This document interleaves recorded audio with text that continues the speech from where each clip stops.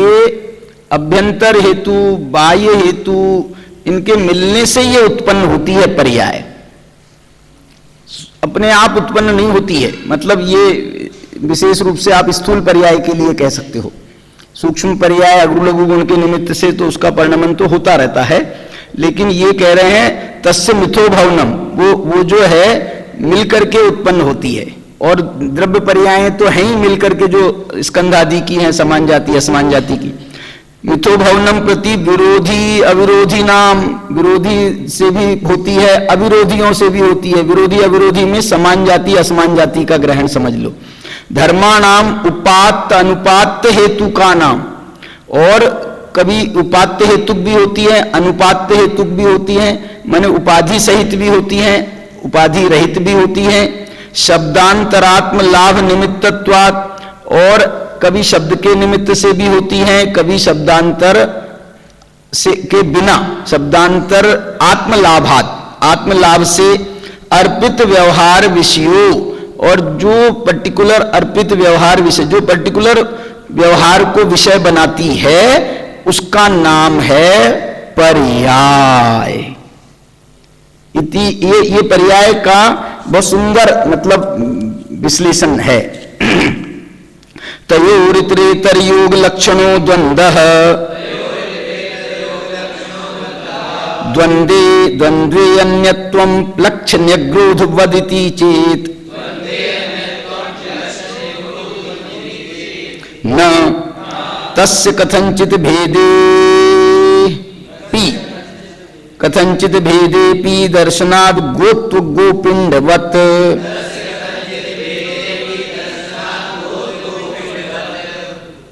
द्रव्य ग्रहणम पर्याय विशेषणम चेत न अनर्थक्यात्। ये कह रहे जो द्रव्य पर्यायेषु केवलस्य कहा ना, सर्वद्रव्य पर्यायेषु, तो सर्वद्रव्य को पर्याय का विशेषण बना दो। द्रव्य को पर्याय का विशेषण मान लो। तो बोले तुम क्या कर रहे हो, अनर्थ हो जाएगा। अनर्थ, द्रव्य को पर्याय का, पर्याय द्रव्य को पर्याय का विशेषण बनाए कि पर्याय को द्रव्य का विशेषण बनाए। वैसे यहां पर कोई ऐसी बात नहीं है, विशेषण विशेष भाव नहीं बता रहे हैं, दोनों चीजों को अलग अलग बता रहे हैं कि सारी द्रव्यों को विषय बनाता है केवल ज्ञान, और सारी पर्यायों को विषय बनाता है। और विशेषण वाला भाव भी लो तो भी कोई दिक्कत नहीं है। मैंने ऊपर बता दिया ना पर्याय का, वो तो सब उपाधि वाली पर्याय, निरुपाधि वाली पर्याय, सब तो बता दिया उसमें से। माने केवल ज्ञान उसका नाम है जिससे कुछ भी छूटा नहीं है। कई लोग ऐसा कहते हैं कि निमित्त नैमित्तिक भावों को केवल ज्ञान विषय बनाएगा कि नहीं बनाएगा। नास्ति परक जो धर्म है, नास्ति परक जो धर्म है, उनको केवल ज्ञान विषय बनाएगा कि नहीं बनाएगा। अस्थि का तो विद्यमान है, अस्थि चीज तो विद्यमान है, उसको तो केवल ज्ञान देख लेगा, लेकिन नास्ति तो जो है ही नहीं, उसको कैसे देखेगा। इसका अर्थ क्या हुआ मालूम? जो ये कह रहे हैं इसका अर्थ ये हुआ कि केवल ज्ञानियों से हमको ज्ञान ज्यादा है। क्यों? क्योंकि हम तो नास्ति को विषय बना लेते हैं और केवल ज्ञान नहीं बना पाता। बोलो पागल हैं कि नहीं? मतलब कितनी स्थूल बात कह रहे हैं। उनको लगता है नास्ति मतलब जो है उसको ही देखेगा केवल ज्ञान। अरे किसकी किसमें नास्ति है, किसकी किसमें अभाव है, ये देखेगा कि नहीं देखेगा। जीव का पुद्गल में अभाव है, जीव की पुद्गल में नास्ति है, ये केवल ज्ञान का विषय बनेगा कि नहीं बनेगा। इसलिए सर्वधर्म, कोई धर्म उससे छूट नहीं रहे। उपात अनुपात अस्ति नास्ति, विरोधी अविरोधी, विरोधी अविरोधी शब्द भी दिया था ना। देखो आगे द्रव्य ज्ञान प्रसंगाच, और इसको विशेषण बना दोगे द्रव्य को तो फिर तो द्रव्य का ज्ञान उनको डायरेक्ट होगा ही नहीं, ऐसा हो जाएगा। सर्वग्रहणम निरवशेष प्रतिपत्त्यर्थम एकादीनि भाज्यानि युगपदे कस्मिन्ना चतुर्भ्यः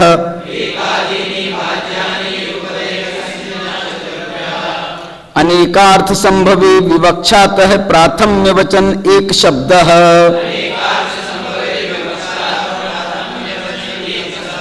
आदि शब्दश्चावयववचनः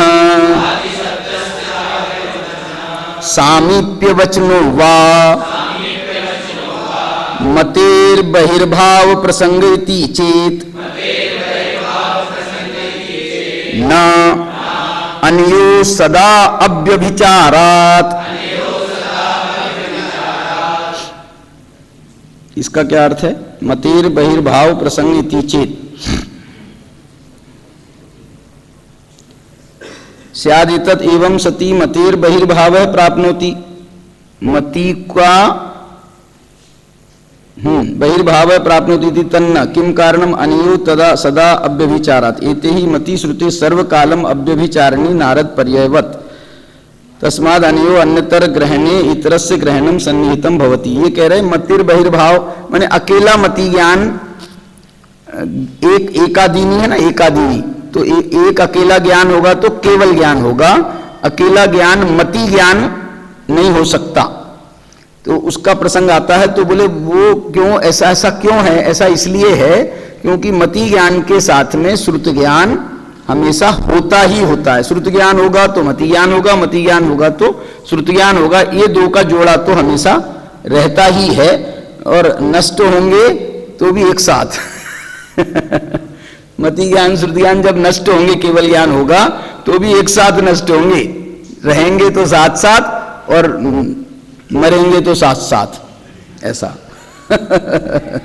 ततो अन्य पदार्थे वृत्तौ एकस्यादि शब्दस्य निवृत्ति रुष्ट्र मुखवत।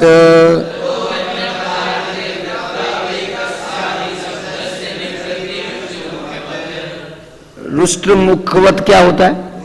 रुष्ट्र नहीं है, उष्ट्र है। उष्ट्र ये मेरे को वैसे समझ में नहीं आया है ज्यादा, लेकिन ऊंट की याद आ जाए राजस्थान में तो ये अच्छा लगता है। अवयवेन विग्रह समुदायो वृत्त्यर्थः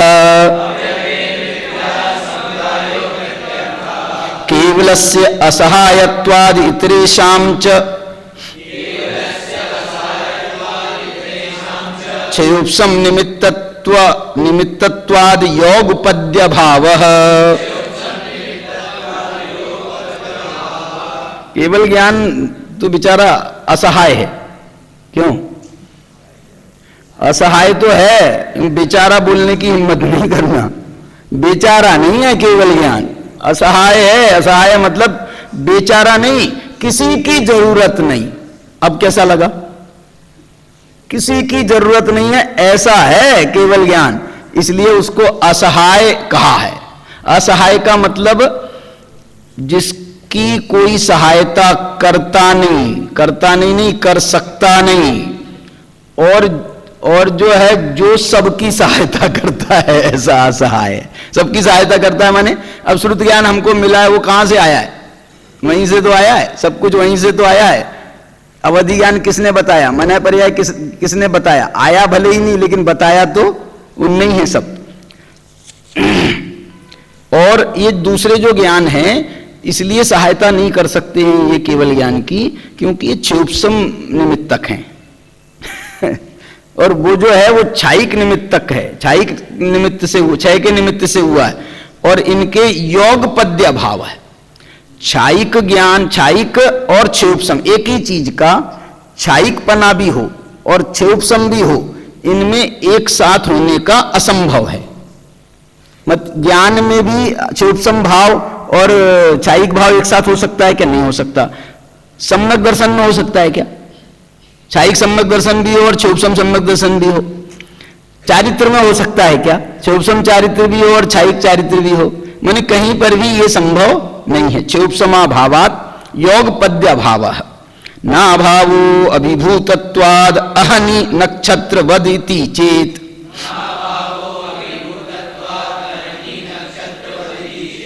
न क्षायिकत्वात् इंद्रियवत्वादिति चेत न आर्षार्थानवबोधात्।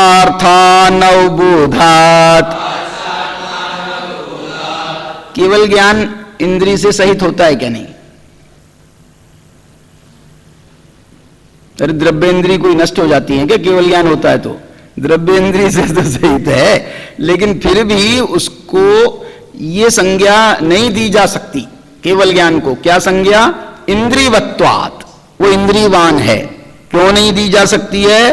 कि आर्ष अर्थ अनवबोधात्, आर्ष प्रणीत अर्थ जो है, आर्ष प्रणीत जो बात है, विषय है, वस्तु है, उसमें ऐसा बिल्कुल नहीं कहा गया। ऐसा इसका अतीन्द्रिय ही कहा गया है, उसको इंद्रियवत नहीं कहा गया, इंद्रियवान नहीं कहा, अतीन्द्रिय ही कहा गया है। मतलब उसको तुम जरा सा भी उसका संबंध जोड़ करके उसमें इंद्रियपना किसी प्रकार से भी सिद्ध करने का प्रसंग नहीं आना चाहिए। ऐसा संख्यावचनो वैक शब्द,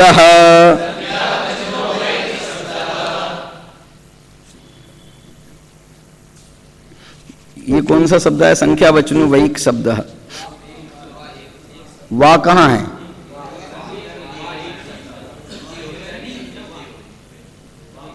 एक शब्द जो है ये संख्यावाची है। ठीक है। मति श्रुतावधियो विपर्ययश्च मिथ्या दर्शन परिग्रहान मत्यादि विपर्ययः।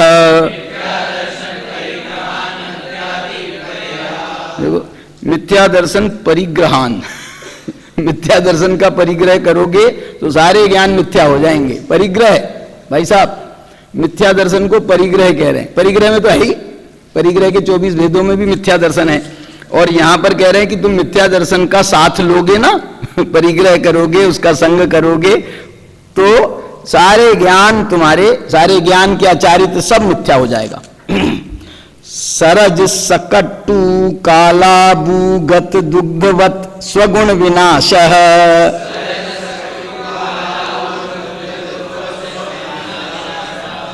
ये कोई बहुत भयंकर विशेषण दिया है इसमें। मैंने दूध तो ज्ञान की जगह पर तो दूध को लिया है, और वो मिथ्या दर्शन की जगह पर किसको लिया है? सरज सकटू कालाबूगत, ऐसा कोई जहर लिया है। क्या है? तुमड़ी। हाँ,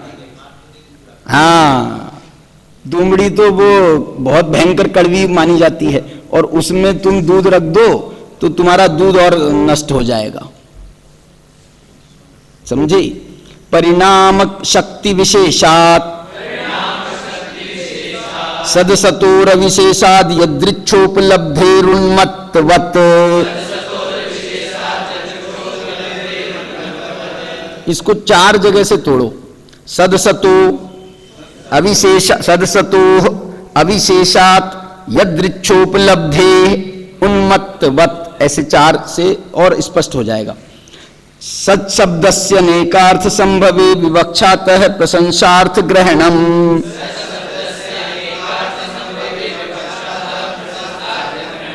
सत का मतलब क्या? सत का मतलब, सत के तो बहुत से अर्थ होते हैं, लेकिन यहां पर प्रशंसार्थ ग्रहणम, मैंने प्रशंसा, ये शब्द बहुत आ रहा है। प्रशंसा क्यों कहते हैं?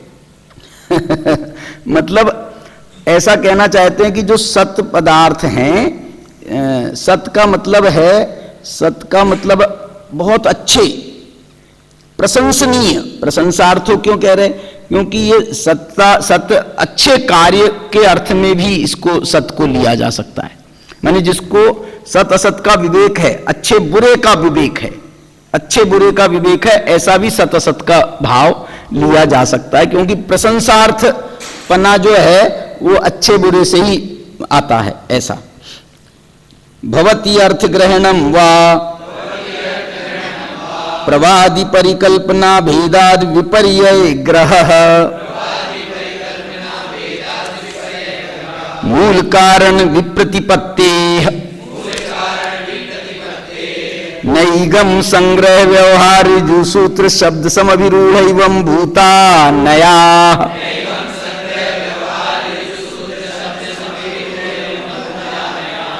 प्रमाण प्रकाशितार्थ विशेष प्ररूप को नयः। प्रमाण के द्वारा प्रकाशित अर्थ के विशेष को बताने वाला, अर्थ के एक अंश को विशेष को बताने वाला जो है वो नय है। अर्थ संकल्प मात्र ग्राही नैगमः, भावी संज्ञा व्यवहार इति चेत न भूत द्रव्य असन्निधानात् उपकारानुपलम्भात् संव्यवहारानुपत्तिरिति चेत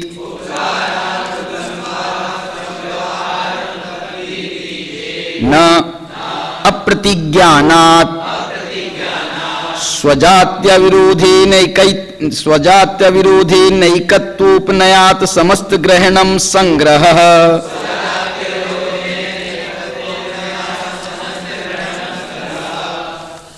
अतो विधि पूर्वकम अवहरणम व्यवहारः सूत्रपात वद ऋजुत्वात् ऋजुसूत्रः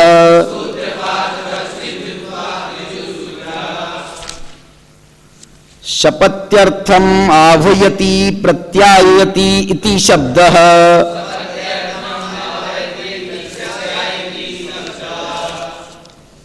सच लिंग संख्या साधनादि व्यभिचार निवृत्ति परः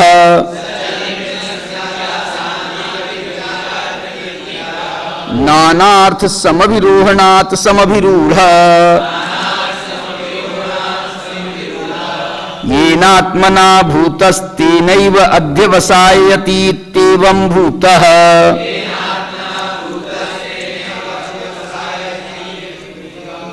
येनात्मना भूतः तेनैव अध्यवसायति इति एवं भूतः दाहकत्वाद् अतिप्रसंग इति चेत तद अव्यतिरेकाद अप्रसंग इति ज्ञान दर्शन योस्तत्वं नयानां चैव लक्षणम्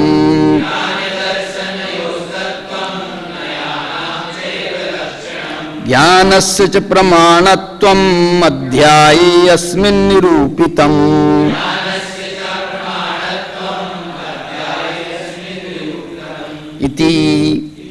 इति तत्वार्थवार्तिक व्याख्यानालंकारे प्रथमोऽध्यायः।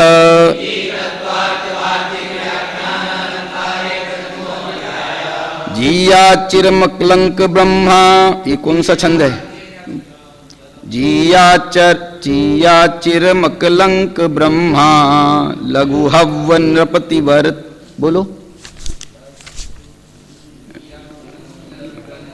वो आर्या है क्या? आर्या है जी है उपजाति, बोलो जियाचिरमकल उपजाति लिखा है क्या इसमें? श्लोकोयम नास्ति, इसमें आठवीं टिप्पणी में लिखा है भाई कि श्लोकोयम नास्ति।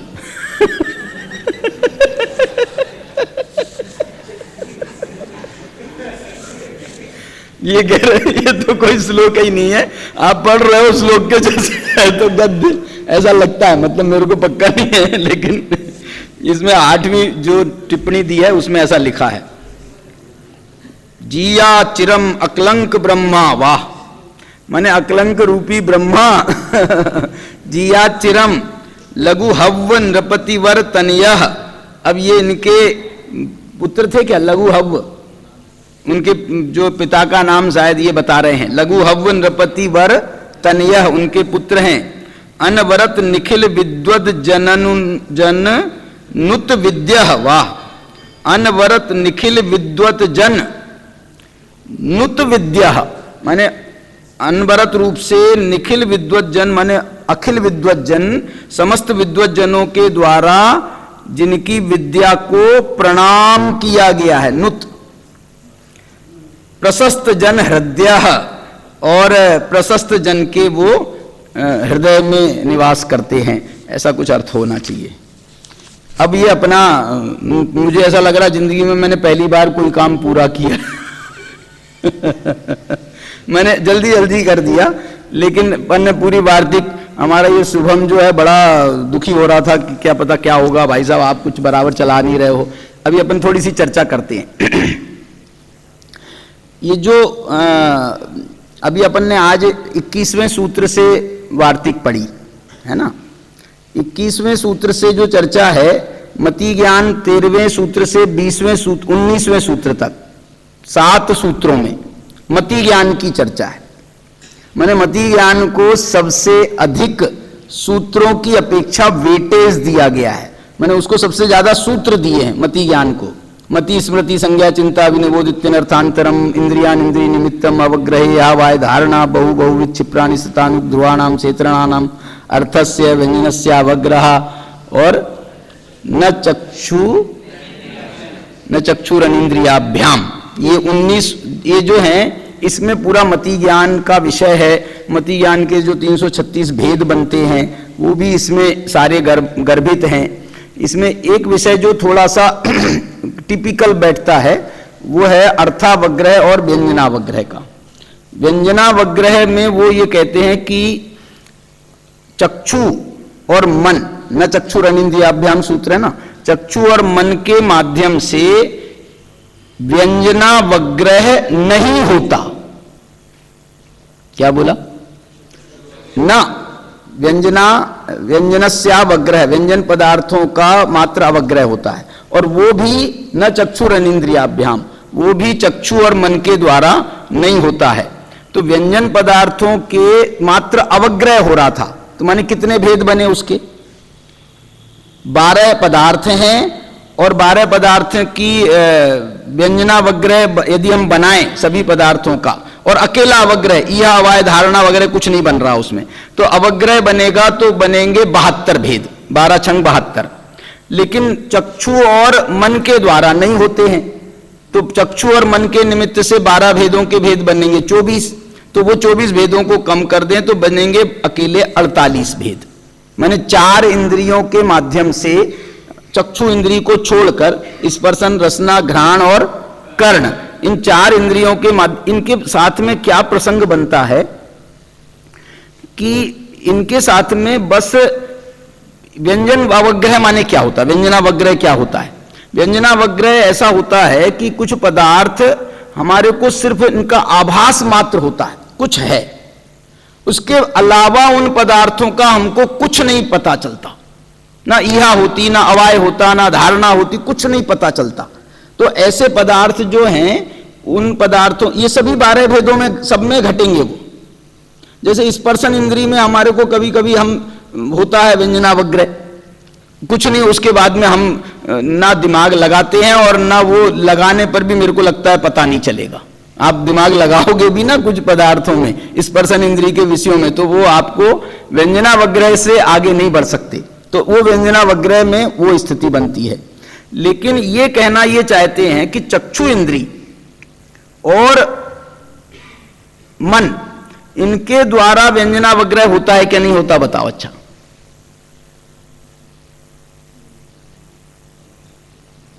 होता है, लेकिन अकेला व्यंजनावग्रह नहीं होता। क्या बोला? इनके द्वारा भी व्यंजनावग्रह तो होता है, लेकिन अकेला व्यंजनावग्रह नहीं होता। व्यंजनावग्रह भी होगा, फिर अर्थावग्रह भी होगा, फिर ईहा भी होगी, फिर अवाय भी होगा, फिर धारणा भी होगी। माने इनके द्वारा सब पूरा ज्ञान कंप्लीट हो सकता है। इस कारण से इसके जो भेद बनते हैं, इसके निमित्त से जो भेद बनते हैं वो तो सारे भेदों में जाएंगे, लेकिन जिन पदार्थों का मात्र व्यंजनावग्रह होता है वो पदार्थ सिर्फ हमारे 48 बनते हैं। इस कारण से इसका जो भेद अपन करें ना, जैसे 72 भेद बने हमारे 6 इंद्रियों और मन के माध्यम से, और 12 प्रकार के पदार्थों के माध्यम से, और 4 प्रकार का ये अवग्रह है, ठीक है? तो कितना भेद बने? 72 इंटू 4 कितने बने? 72 इंटू 4, 72 इंटू 4 करना कि 5 करना? 72 इंटू 4 करना कि 5 करना? 72 इंटू 5 करेंगे तो 360 बनेंगे, और वो 360 में से वो जो सिर्फ उसके है ना जो 24 भेद जो नहीं बन रहे हैं, वो 24 भेद कम कर दो तो सारे 336 भेद बन गए। दूसरे ढंग से भी करते हैं हम, मैंने 288 में फिर हम 48 जोड़ते हैं तो भी 336 बनते हैं। लेकिन यदि हम टोटल मान लेवें, माने 5 स्टेप माननी चाहिए हमको, 4 नहीं माननी चाहिए, 5। कौन सी 5? व्यंजनावग्रह, अर्थावग्रह, ईहा, अवाय, धारणा।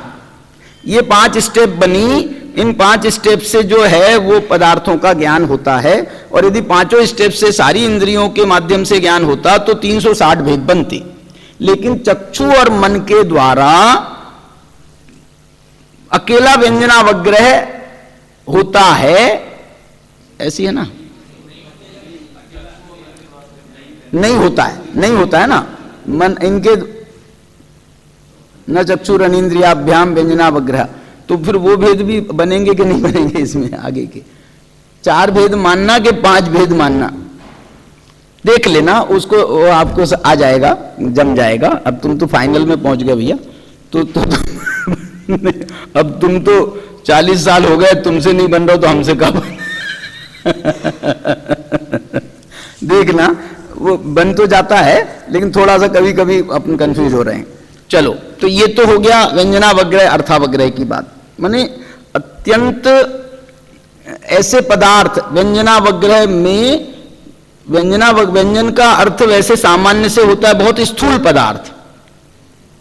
व्यंजन का अर्थ सामान्य से होता है बहुत स्थूल पदार्थ, लेकिन जो स्थूल पदार्थ हैं, यहां पर भी वो अर्थ वही है, लेकिन स्थूल पदार्थ हैं, लेकिन उनका भी ज्ञान नहीं हो रहा। व्यंजनस्य अवग्रह, माने व्यंजन पदार्थों का मात्र अवग्रह होता है, ऐसा कह रहे हैं। व्यंजनस्य अवग्रह, व्यंजन पदार्थों का मात्र अवग्रह होता है, और लेकिन चक्षु और मन के माध्यम से ये व्यंजनावग्रह की स्थिति नहीं बनती है। इसमें जो है सीधे अवग्रह या अवाय धारणा, चारों स्टेप इसमें बन जाती हैं, ऐसा उसका स्वरूप है। फिर अपन ने श्रुतम मति पूर्वम की चर्चा कल बहुत विस्तार के साथ में की थी। फिर इसके बाद में अब अवधि ज्ञान में हम जब जाते हैं तो अवधि ज्ञान के 2 भेद हैं, लेकिन आचार्य ने दोनों भेदों को अलग से भेद के रूप में ना बताते हुए उन्होंने सीधा 2 सूत्र बना दिए। एक सूत्र तो बना दिया भव प्रत्यय अवधि ज्ञान का, और एक सूत्र बना दिया क्षयोपशम निमित्तक का। 2 भेद है ना, भव प्रत्यय और क्षयोपशम निमित्तक। तो भव प्रत्योवधिर देव नारकाणाम, भव प्रत्यय अवधि ज्ञान जो है वो देव और नारकियों को होता है। ये जो भव प्रत्यय अवधि ज्ञान है एक बात, और इसके बाद में क्षयोपशम निमित्त है षड विकल्प है। क्षयोपशम निमित्तक जो है वो 6 प्रकार का है। इसमें वार्तिक भी दी थी उसके भेदों के नाम वाली।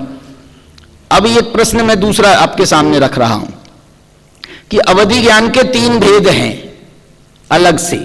3 भेद कौन से? सर्वावधि, देशावधि, परमावधि और सर्वावधि। तो ये जो 6 भेद हैं, ये 3 भेद हैं, इनमें यहां पर क्यों नहीं उसका कथन किया?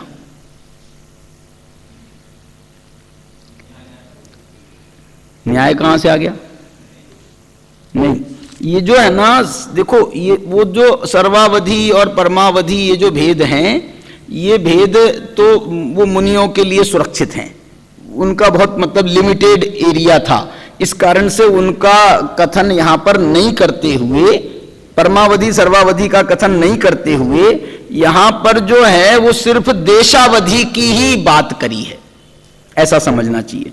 और देशावधि की बात करी है तो जो क्षयोपशम निमित्तक है वो तो 6 प्रकार का, वो सब देशावधि है। 6 प्रकार का जो है ना वो सब देशावधि है। और जो भव प्रत्यय अवधि ज्ञान होता है वो कौन सा होता है? वो भी सब देशावधि है।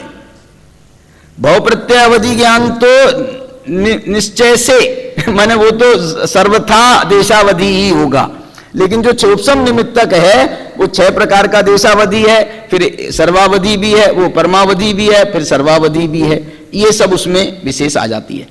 अब आप मेरे को ये बताओ, परमावधि और सर्वावधि में क्या अंतर है? परमावधि में और सर्वावधि में क्या अंतर है?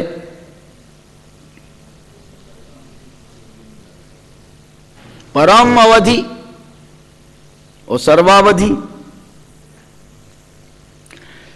इसमें जो है ना वही अंतर है जो अवधि ज्ञान और मनः पर्याय ज्ञान में अंतर है, मोटा मोटा।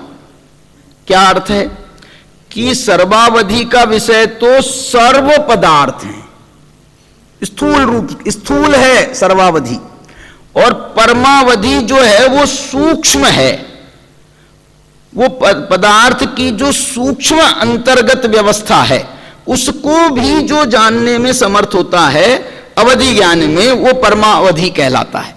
वो जो अंदर की, जैसे तुम आपकी भाषा में कहें, विज्ञान की भाषा में कहें तो जो इलेक्ट्रॉन को जान ले, प्रोटॉन को जान ले, अंदर से अंदर और उसकी कैसी ऑर्बिट है और उसमें कैसे वो घूमता है, मतलब वो जो अंदर की बात है जिसको जाने उसका नाम है परमावधि। परम जो है वो डीपनेस का प्रतीक है और सर्व जो है ये ब्रॉडनेस का प्रतीक है, ये विस्तार का प्रतीक है। ये इतना इसमें भेद समझना चाहिए। और यही भेद अवधि ज्ञान और मनः पर्याय ज्ञान में बना।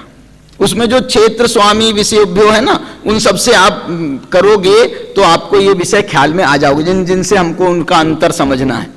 तो वहां पर भी क्या है, अवधि ज्ञान का विषय तो पूरा लोक है, लोक भी हो जाता है, पूरा सर्वावधि का विषय बन जाता है।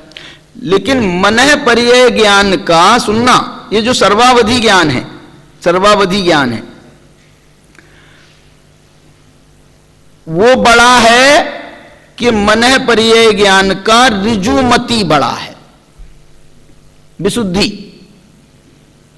सर्वावधि ज्ञान में भी उतनी विशुद्धि नहीं है जितनी विशुद्धि मनः पर्याय ज्ञान के छोटे से मनः पर्याय ज्ञान में है। मिनिमम मनः पर्याय ज्ञान जिसको अपन कहें ऋजुमति।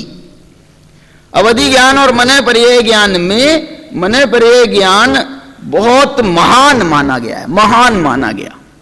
मैं इसको दूसरी भाषा में ऐसा कहना चाहता हूं कि क्यों महान माना गया, मनः पर्याय ज्ञान महान क्यों है। अवधि ज्ञान का इतना बड़ा क्षेत्र होने के बाद भी मनः पर्याय ज्ञान महान क्यों है। मनः पर्याय ज्ञान की महानता इससे सिद्ध है कि आप सारी दुनिया को जान सकते हो भाई साहब, सारी दुनिया को जान सकते हो, लेकिन किसी के मन की बात को जानना बहुत कठिन है। क्या बोला? मन की बात को जानना, मैंने दुनिया को जान लेना सरल है। बड़ा पंडित बन जाओ आप, बहुत बड़ा ज्ञान कर लो, खूब बड़े आप ज्ञानी बन जाओ, पूरी दुनिया का ज्ञान कर लो, गूगल बन जाओ, लेकिन वो गूगल भी अभी हमारे मन में नहीं घुस पाया।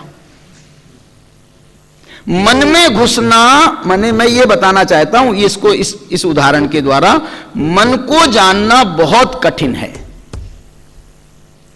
जहां ना पहुंचे रवि वहां पहुंचे कवि, वो कहावत है ना। तो रवि में रवि अवधि ज्ञान जैसा है और कवि जो है वो मनः पर्याय ज्ञान जैसा है। रवि जो है पूरी दुनिया में पहुंच जाता है, लेकिन हमारे मन में नहीं पहुंच पाता रवि, लेकिन कवि जो है वो मन की बात बताता है। ये तो उदाहरण की बात है। तो ऐसा यहां पर जो है अवधि ज्ञान और मनः पर्याय ज्ञान में ये अंतर है। अब क्या है, दूसरी बात बताऊं। मनः पर्याय ज्ञान के माध्यम से, मनः पर्याय ज्ञान मतलब मनः पर्याय ज्ञान मन के माध्यम से, आपके हमारे मन के माध्यम से वो भी पूरी दुनिया तक पहुंच जाता है, वो भी पूरे लोक को जान लेता है। जो अवधि ज्ञान का विषय है, वो अवधि ज्ञान का विषय मनः पर्याय ज्ञान का भी विषय है। थ्रू मन, दूसरे का मन, हम मन में ये विचार बनाएं कि मेरे को पूरे लोक का स्वरूप जानना है। तो अब मनः पर्याय ज्ञानी जो मुनिराज हैं, वो आपके मन को जान करके कि आपका मन ये जानना चाहता है, ऐसा जान करके वो जो है वो सबको जान लेगा। एक बात और विशेष है अवधि ज्ञान मनः पर्याय ज्ञान में। अवधि ज्ञान जो होता है वो होता है अवधि दर्शन पूर्वक। अवधि ज्ञान अवधि दर्शन पूर्वक होता है। मनः पर्यय ज्ञान मनः पर्यय दर्शन पूर्वक नहीं होता, क्योंकि मनः पर्यय दर्शन नाम का कोई दर्शन नहीं है। चक्षु दर्शन है, अचक्षु दर्शन है, अवधि दर्शन है और केवल दर्शन है, चार ही दर्शन है हमारे पास में। ना श्रुत ज्ञान के पास में कोई दर्शन है, नहीं मतलब श्रुत ज्ञान के पहले कोई दर्शन है, और ना मनः पर्यय ज्ञान के पहले कोई दर्शन है। तो इनका काम कैसे चलता है? तो जैसे श्रुत ज्ञान में तो उनने कह ही दिया था सीधे, क्या कह दिया था? मति पूर्वम। और मनः पर्यय ज्ञान में भी उनने कह दिया, क्या कह दिया? मन पूर्वम। मनः पर्यय उसका नाम ही रख दिया उनने कि जो मन से मन पूर्वक जाने।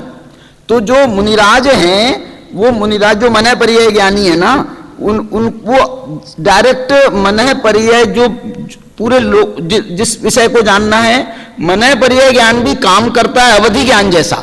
क्या मतलब? अवधि ज्ञान जैसा काम करता है माने वो भी अतीन्द्रिय है, ये भी अतीन्द्रिय है, वो भी प्रत्यक्ष है, ये भी प्रत्यक्ष है। इसलिए वो सारे विषय को जानने में समर्थ है मनः पर्यय ज्ञान, लेकिन उसमें उसका वो खुद प्रवर्त नहीं करेगा। देखो क्या बढ़िया बात है। अवधि ज्ञान वो डायरेक्ट खुद पूरी दुनिया को जानने चाहे, इसलिए वो अवधि दर्शन पूर्वक हो रहा है। लेकिन यहां मनः पर्यय ज्ञानी जो मुनिराज हैं, उनको कुछ नहीं, जानने आने का कोई बोझा नहीं है, वो जानने का विकल्प नहीं आता। लेकिन उनको जब कोई मन की बात जानने का अर्थ क्या है मालूम? मन की बात जानने का अर्थ इतना ही है कि वो जो है ना, हमारे मन की बात जान करके वो हमारे को कल्याण के मार्ग में लगाना चाहते हैं। इसलिए उस दृष्टि से वो मनः पर्यय ज्ञान का प्रयोग करते हैं, क्योंकि इसमें हमारा कल्याण छिपा हुआ है, इसमें हमारा कल्याण छिपा हुआ है, इसलिए इसका प्रयोग करते हैं वो मुनिराज। और वो प्रयोग करके जो है वो हमको कल्याण के मार्ग में लगाना चाहते हैं। अवधि ज्ञान जो है वो स्थूल है, विशुद्धि कम है उसमें, इसलिए खुद ही भागता रहता है, खुद ही चला जाता है, अवधि दर्शन करता है, अवधि दर्शन पूर्वक अवधि ज्ञान करता है। लेकिन मनः पर्यय ज्ञान में वो पहले हमारे मन से संपर्क करेगा, और वो जो है मन से संपर्क करने के बाद में हमारे मन को का दर्शन करेगा। दर्शन करेगा माने दर्शनोपयोग होगा हमारे मन का, फिर हमारे मन को जानेगा, ये मति ज्ञान होगा, मनः पर्यय मन संबंधी मति ज्ञान। इसका निमित्त कौन सा होता है? इसका मनः पर्यय ज्ञान का जो निमित्त है मति ज्ञान में, कौन सा मति ज्ञान? तो बोले मन संबंधी मति ज्ञान। तो वो हमारे मन को जानेगा, फिर वो डायरेक्ट हमारे मन के माध्यम से डायरेक्ट वो सारे उसको जानता है, अब मनः पर्यय ज्ञान उसको होता है। इस कारण से वो मति ज्ञान पूर्वक उसको माना गया है, दर्शन पूर्वक नहीं माना गया। श्रुत ज्ञान का भी ऐसे ही है, हम भगवान की तरफ श्रुत ज्ञान हो रहा है ना, हमको भगवान को सुन करके, भगवान के उपदेश को, तो भगवान को हम देख रहे हैं, भगवान को हम सुन रहे हैं, उनके वचनों को सुन रहे हैं। तो ये कर्णेंद्रिय इसमें निमित्त है, इसमें कर्णेंद्रिय नहीं, कर्णेंद्रिय मुख्य है। वैसे पांचों इंद्रियां हैं श्रुत ज्ञान में तो, लेकिन कर्णेंद्रिय संबंधी मुख्यता हम दे सकते हैं रूढ़ी के कारण से। तो हम तो कर्णेंद्रिय का प्रयोग कर रहे हैं, अब उसके माध्यम से हम सुन रहे हैं, सुनते सुनते हमको अर्थावबोध हो जाता है, श्रुत ज्ञान हो जाता है। इसलिए श्रुत ज्ञान के पहले कोई हमको दर्शन, वही मति ज्ञान के पहले जो हमने दर्शन किया था, दर्शनोपयोग किया था, उसी की कंटिन्यूटी में ये हमको श्रुत ज्ञान होता है। तो ऐसा जो है इनके प्रयोग हैं, ये चार पांच ज्ञान जो हैं इनके प्रयोग हैं। केवल ज्ञान में बड़ा इसके संबंध में भी थोड़ी सी बात बताना चाहता हूं। केवल ज्ञान और केवल दर्शन युगपत होते हैं, युगपत होते हैं एक साथ। अब मेरा प्रश्न ये है कि केवल ज्ञान और केवल दर्शन में कौन कारण है और कौन कार्य है? आप बोलोगे साहब जब युगपत हो रहे हैं तो अब इसमें कारण कार्य क्यों खोज रहे हो? अरे हमको हो रही है, वो है ना कौन सा आशय, विनय आशय वशात हमको ऐसा इच्छा हो रही है जानने की कि कौन कारण है कौन कार्य है। तो आप मना कर दो या तो कि नहीं साहब कोई कारण कार्य नहीं है, लेकिन है कारण कार्य। क्या कारण है? वहां भी भले ही युगपत हैं, भले ही युगपत हैं, लेकिन वहां भी दर्शन कारण है और ज्ञान कार्य है। उदाहरण दे सकते हो कोई आप? दीपक नहीं, वो अपनी छह ढाला। सम्यक साथे ज्ञान होए पे भिन्न आराधो, लक्षण श्रद्धा जान दुहु में भेद अबाधो, सम्यक कारण जान ज्ञान कारज है सोई, युगपत होते हु प्रकाश दीपक ते। 4 पंक्तियों में इसका कितना विस्तार के साथ में कथन किया है। तो वो और इसका रीजनिंग भी आपके समझ में आ जाएगी। दर्शनोपयोग क्या, केवल दर्शन क्या काम करता है? सामान्य अवलोकन करता है। केवल ज्ञान क्या काम करता है? विशेष अवलोकन करता है। तो सामान्य के बिना विशेष का अवलोकन होगा? कोई भी पदार्थ का आप ज्ञान करोगे तो पहले तो उपयोग लगाओगे कोई भी पदार्थ में, तो सामान्य पूर्वक ही तो विशेष में जाओगे।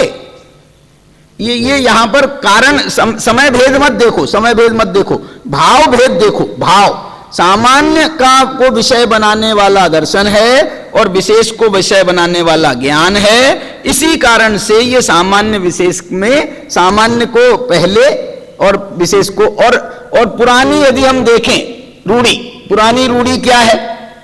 हमेशा दर्शन पहले हुआ है ज्ञान बाद में हुआ। चोपसम अवस्थाओं में हमेशा दर्शन पहले हुआ है ज्ञान बाद में हुआ, दर्शन पहले हुआ ज्ञान।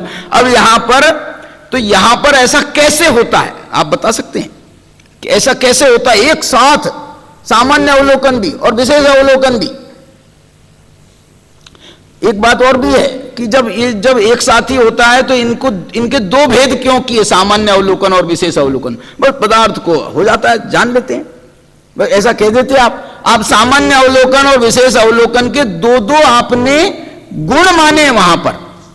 9 केवल लब्धियों में केवल दर्शन अलग है और केवल ज्ञान अलग है, तो अलग अलग भी उनको आप मान रहे हो, तो उनके अलग अलग कार्य भी आप मान रहे हो और हैं कार्य उसके अलग अलग। तो वो उसमें ये कहना चाहते हैं, मैं क्या बात बता रहा था आपको?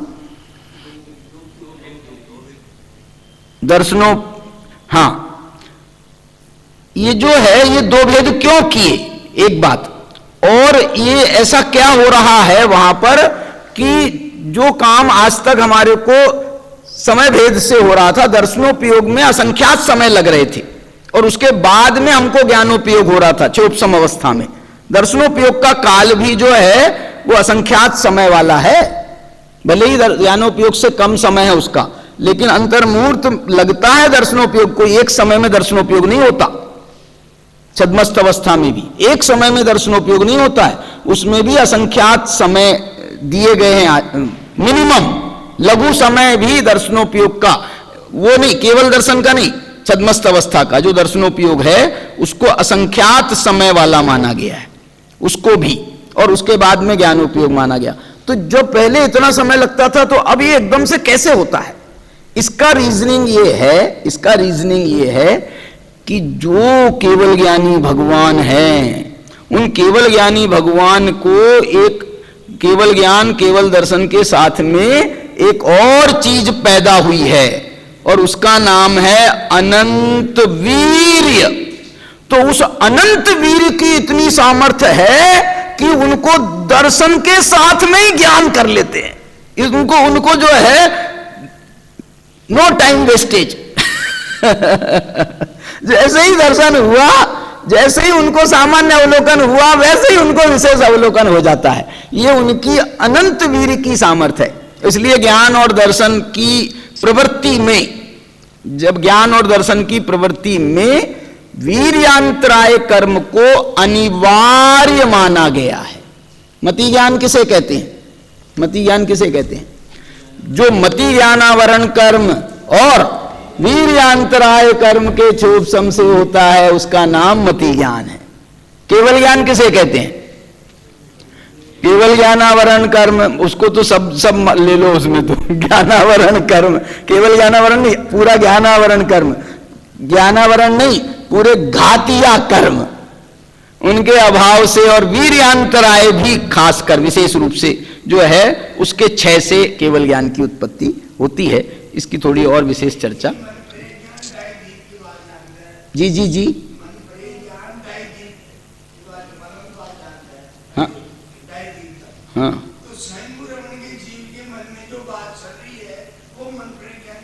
नहीं नहीं, ढाई दीप के, सुनना मैं ये कहना चाहता हूं कि ढाई दीप के जीवों के मन की बातों को तो जानेगा, ढाई दीप के जीवों के, और वो भी उसमें भी द्रव्य क्षेत्र काल भाव की मर्यादाएं हैं, ऋजुमति विपुलमति। हर मनः पर्याय ज्ञानी ढाई दीप के जीवों के मन की बात नहीं जानता। हर मनः पर्याय ज्ञानी सब ढाई दीप के जीवों के मन के, उसमें भी द्रव्य क्षेत्र काल भाव की अवधि ज्ञान उसमें भी लगता है, मनः पर्याय ज्ञान में भी अवधि ज्ञान की अवधिपना लगता है। दूसरी बात, आप जो कह रहे हो ना, तो मेरे मन की बात के निमित्त से मैं जानना चाहता हूं तीन लोक को, तो वो मनः पर्याय ज्ञान की प्रवृत्ति तीन लोक में होगी, लेकिन जो निमित्त बनेंगे उसमें वो सिर्फ मन वाले जीव बनेंगे, और वो मन वाले जीव में मन, तो इसमें क्या आपत्ति है? मनः पर्याय ज्ञान में माना है, वो क्षेत्र की मर्यादा मानी। हाँ, तो वो उससे देखना चाहिए। और वैसे ठीक है, और मन, भाई साहब, मन असल में तो जो है ना, मन के कारण मनुष्य बना है।